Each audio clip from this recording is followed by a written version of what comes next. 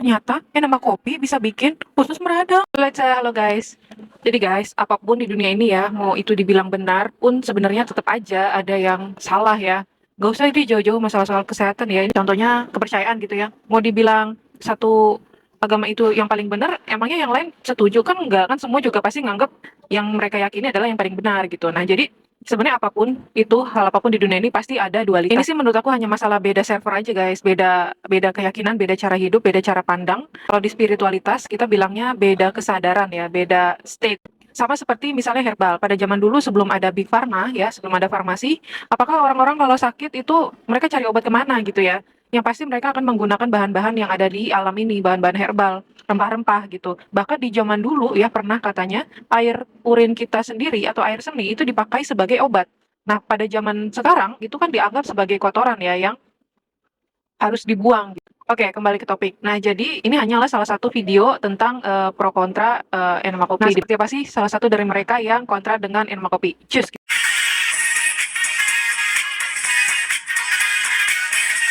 Does getting a coffee enema improve all of these things? There's a belief in some holistic circles that doing coffee enemas can increase the amount of glutathione in the body, and this can create a detoxifying effect. But unfortunately, there are no studies that show that this actually happens.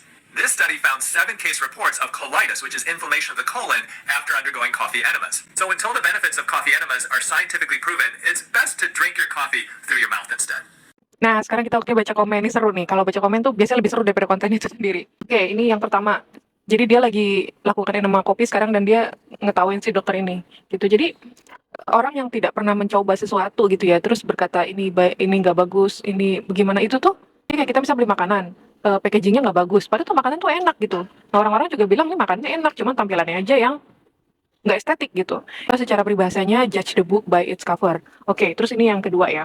Katanya lucu ya, beberapa dokter bilang enema kopi itu tidak bekerja dan nggak ada scientific study ya. Mereka secara basic ingin membungkam ya seluruh komunitas yang mana itu sebenarnya membantu dan menyembuhkan banyak orang, termasuk diri saya. Nah, si cewek ini ternyata sudah 5 tahun ya, itu dengan enema kopi dia bisa bermanfaat untuk fatty livernya dia, diabetes, dan bahkan IBS-nya dia selama enema gitu. Dan dia tahu banyak orang yang sudah mengikuti orang lain gitu selama bertahun-tahun dan melihat hasilnya yang luar biasa dengan menggunakan si kopi enema itu.